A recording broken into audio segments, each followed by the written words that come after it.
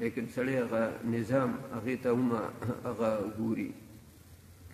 وإلى عاد أخاهم هودا قال يا قوم اعبدوا الله ما لكم من إله غيره إن أنتم إلا مفترون يا قوم لا أسألكم عليه أجرا إن أجري إلا على الذي فطرني أفلا تعقلون ويا قوم استغفروا ربكم ثم توبوا إليه يرسل السماء عليكم مدرارا ويزدكم قوة إلى قوتكم ولا تتولوا مجرمين.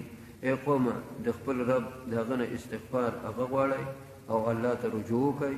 الله به ولیږي اسمان په تاسو باندې شبیدار، مدرار معنا شبیدار، ويزدكم قوة او الله به تاسو زیاتې کوي قوت ستاسو قوت ته.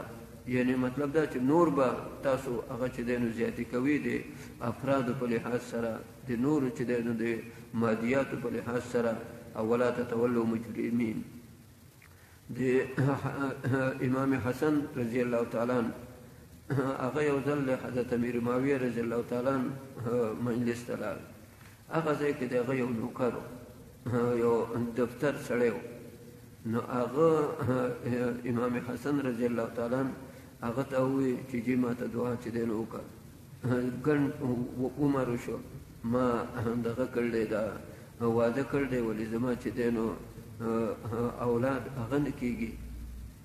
نو امام حسن رضی الله تعالی عنه ورته ووایي چې ته استغفار چې دی نو هغه ډېر غواړه، بس ته استغفار غواړه.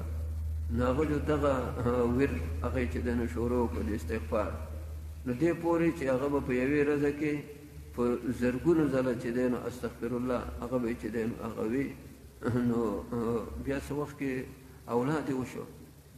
نو حضرت امیر معاویه رضی الله تعالی عنه هغه ورته وایي ستا د اولاد څنګه وشو؟ ځکه د نوکرانو د دفتر د خلقو حالت هغه خو معلومي چې څه علاج دې کړی یا څه چل چې دی نو هغه وشو. نو هغه وایي چې داسې چې امام حسن رضی الله تعالی عنه ستاسو خواله راغلی نو ما هغه ته ویلو چې دغه ما ته دعا وکړه، وی هغه ما ته دا استغفار ووایي چې ته استغفار چې دی نو هغه غواړه.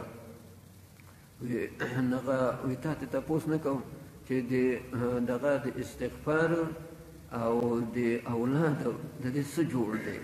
استغفار چې تا ته وایي چې استغفر الله ربي، استغفار غواړه، نو د دې استغفار او د دې اولاد د دې څه جوړ دی چې هغه تا ته دا دغه چې دی نو دم هغه یې ښوولی. دا کوم دم چې یي که نه د دې څه مناسبت وي. لکه مثلا چې دی نو اوس دغه ستا تبه ده، یا مثلا چې دی نو ستا باندې دړ راغلی، یا چې دی نو دانه ده، یا مثلا تا باندې نظر لګېدلی، یا چې دی نو جادو در باندې هغه چې دی نو شوی دی. د دې دپاره چې کوم دمونه هغه علماو لیکلي د دې هغې سره څه جوړي، څه مناسبت هغه یي. نو هغه وایي ښه. نو بیا چې کله امام حسن رضی الله تعالی عنه بیا چې دی نو د حضرت امیر معاویه خواله چې دی نو هغه لاړ. نو ده ورته ووایي چې جي داسې زما خو اولاد شوی دی، خو دا خبره تاسو د څنګه کړله، نو که دې باندې تاسو ما پوه کړئ. نو امام حسن رضی الله تعالی عنه ورته ووایي چې قرآن کریم کې الله فرمایي چې هود علیه السلام خپل قوم ته وی یا قوم استغفروا ربکم ثم توبوا الیه یرسل السماء علیکم مدرارا ویزدکم قوة الى قوتکم. ویزدکم قوة تاسو به زیاتې کوي قوت ته، یعنی تاسو به نفر چې دی نو زیاتې کوي.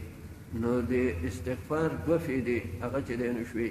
یو دا چې باران به وورېږي، په دو باندې ډېر عمر هغه چې دی نو 3 کاله پورې تقریبا هغه چې دی نو باران پرې بند شوی.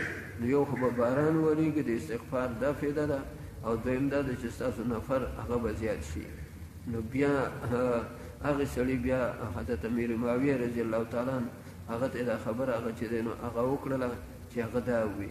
نو هغه وایي واقع چې دی نو د هغه فهم او د هغه ذهن چې کومې خبرې ته هغه چې دی نو تللی نو واقع د دې جوړ هغه چې دی نو شته. امام ابو حنیفه د دې آیات نه دا استدلال کوي، هغه وایي استسقا چې د هغه استغفار دی. دا مونځ که وشي نو دا هم ټیک دی، لیکن استسقا چې دا استغفار چې خلق چې دی نو راجمع شي، یا لکه مونځ پسې هغه خلق دعاګانې چې دی نو کوي، نو دې وجې نه دا استغفار چې غواړي او دغه دعا هغه چې دی نو هغه کوي. بس استسقا هغه دغه دعا ده. نو تاسو باب الاستسقا په فقه کې ویل دی چې دغه امام صاحب مونځ هغه چې دی نو ضروري نه وي هغه چې ګڼي د دې لپاره هغه 2 رکعاته دي او خطبه ده دا هم شته ولې امام صاحب وایي چې استغفار دعا ده او دغه چې دی د استسقاء دغه دعا ده قالوا يا هود ما جئتنا ببينة تا راتلل موږ ته نه دي کړي په یو واضح